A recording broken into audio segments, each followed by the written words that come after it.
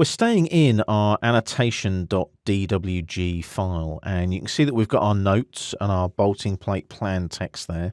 And what we did in the previous video was set up a dimension style to allow us to start adding dimensions to our bolting plate to communicate our design intent. Now there's a couple of little settings that I want you to set up first before you start dimensioning. So in your layers panel in the home tab on the ribbon, make sure that you place your dimensions on the dimensions layer. It's always good to make sure that the relevant objects are on the relevant layer. Now have a look at the status bar at the bottom of the screen. Can you see it says 1 to 1 there? And if you click on that little fly out arrow, there's all these different scales available to you. Now this particular scale that we're looking at is your annotation scale in the model space.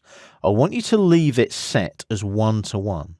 Now there's a reason for that, and you'll find out more about that in the next chapter. The chapter that talks about setting up things like title blocks and scaled viewports and so on. Now the reason that I'm deliberately leaving the annotation scale at 1 to 1 is so that you can see why that annotation scale is there. So let's start dimensioning now. Now you can dimension off of the annotation panel here on the home tab on the ribbon, or you can go to the annotate tab on the ribbon like so, and there's our dimensions panel there. Now I prefer to dimension off of the annotate tab on the ribbon. The reason being there's a really nice little layer override. Can you see it says use current layer? So if you've forgotten in the home tab to go to dimensions here, in the annotate tab you can go, hey, I want the dimensions layer. So you can override the current layer even if it isn't the dimensions layer. Very useful. Also, you can select your style, which is training, like so as well. Now, dimensioning is very simple off of the annotate tab. You've got all your dimensions here on this flyout here. So you've got linear, aligned, angular, arc length, radius, diameter, jogged, and ordinate.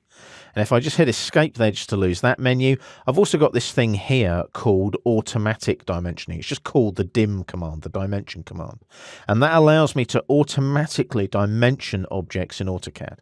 We do cover that a little bit later in the course though. So we're just going to use this little flyout here. Now I'm going to go for a linear dimension initially. Make sure that your object snaps are on, otherwise you will not dimension accurately. So I'm going to go endpoint snap there as an origin, endpoint snap there as an origin. When I drag upwards now, you'll see the dimension appear. Drag it up a little bit to about there and click.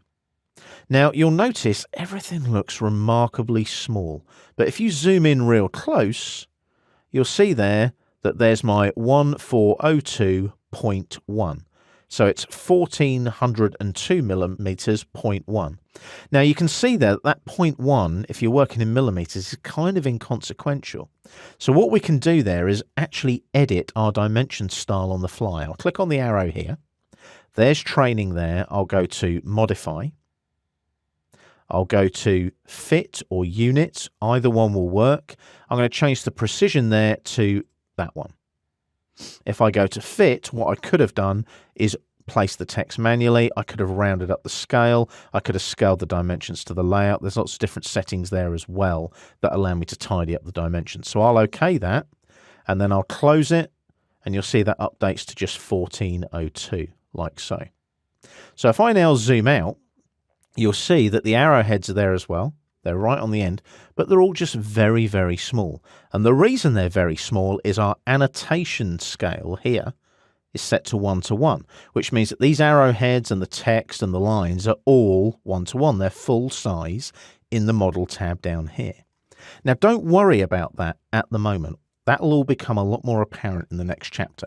What I'd like you to do now is place a radius, a diameter, and an angular dimension. So let's do that.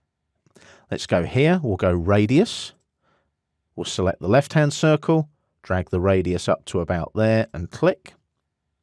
We'll then do a diameter, select the middle circle, drag that up. Now you can line it in with that one if you want to, or you can bring it to a different position. It's entirely up to you, like so. And then we'll do angular, which is just here, and we'll pick 2 lines. I'll go for that line and just drag the angle out like that.